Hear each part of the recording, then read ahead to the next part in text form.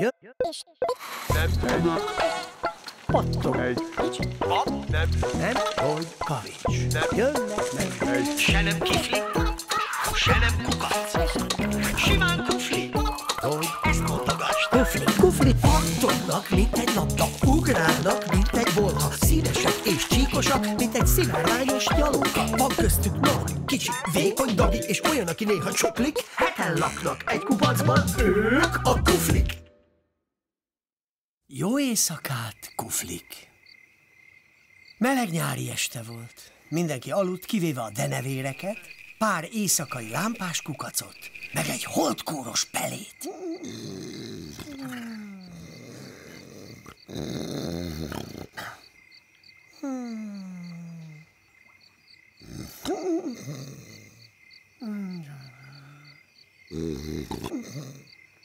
Ja, meg Valért és Fityircet. Te sem vagy álmos? Sosem tudok aludni, amikor teli hold van.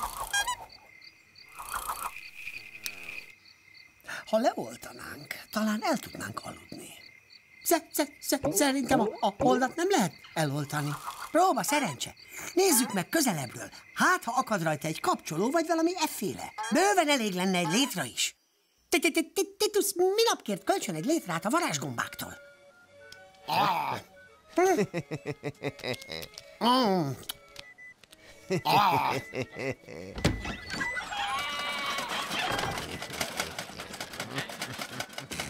Ó, remek! Megyek és elkérem tőle.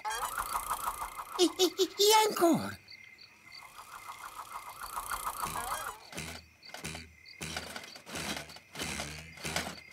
Komolyan, éppen most akarsz fölmászni a holdba? Ha most van fent az égen, azzal már kapaszkodott is felfelé. Miért bámultok? Egy barátunk épp felmászik a holdba. Létrán? Miért? Te talán lifttel mennél? Van egy kis baj, szólalt meg ekkor odafentről Valér. Itt vagyok a létre tetején, de mégsem érem el a holdat. Nyújtózkodjál egy kicsit. Nem tudok jobban. Mi történik, srácok? Valér szeretné lekapcsolni a holdat, hogy ne világítson, de nem éri el a létre tetejéről. Aha.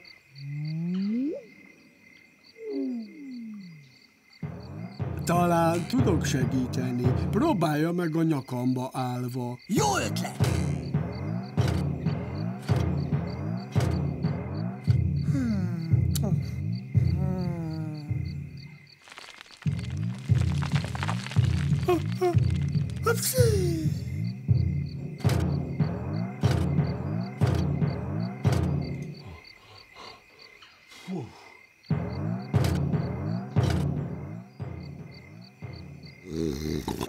Na, mi a helyzet?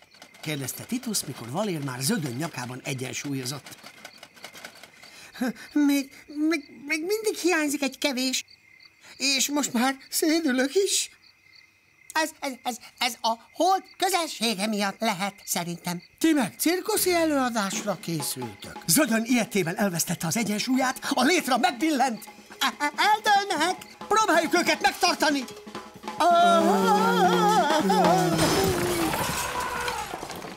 Ám hiába. Még jó, hogy ilyen ruganyos ez a kupac. Inkább én vagyok ruganyos. Elárulnátok, hogy mi folyik? Holdutazás. Létrával. Úgy tudom, a holdba repülni szoktak. Pofánkának van egy papírsárkánya. Megyek és felébreztem. Semmit nem értek az egészből. Egyszerű. Valér belekapaszkodik a sárkányba, Zödön fogja a madzagját, és elkezd nagyon gyorsan körbeszögdécselni. A sárkány felrepül, és usdi a hold. Így is lett. Valér erősen megfogta a sárkányt, Zödön meg kezében a madzaggal olyan gyorsan kezdett ugrálni a kupac körül, ahogy csak bírt. A sárkány egyszer csak felemelkedett. Forog velem a világ! Ne felejtsd a kapcsolót! Miféle kapcsolót? Valér felrepül a holdba, hogy leoltsa, mert túlságosan világít. Te meg ki vagy? Egy mellékszereplő. De hiszen a hold nem is lámpa. Hogy? Csodálkoztak a kuflik. Akkor meg micsoda? A holdbéli nyúl égi lakása. Fura, de így van. Nézzétek, most is ott hegedül, mint minden éjszaka. Hegedül? Nem hallok semmit. Egyedül a tücskök hallják. Ezért énekelnek éjszakánként. Na jó, de hol van Valér? Itt vagyok!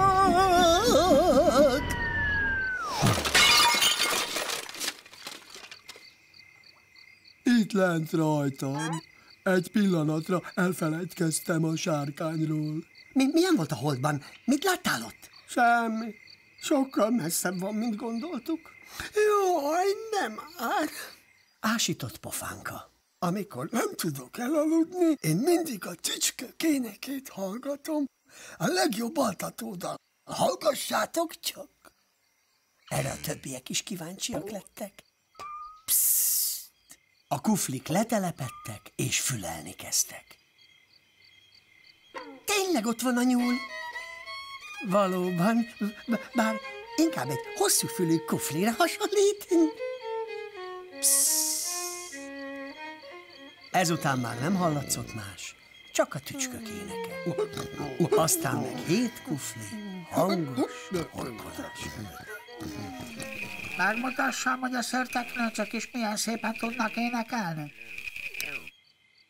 De ez most azt jelenti, hogy nem érdekel?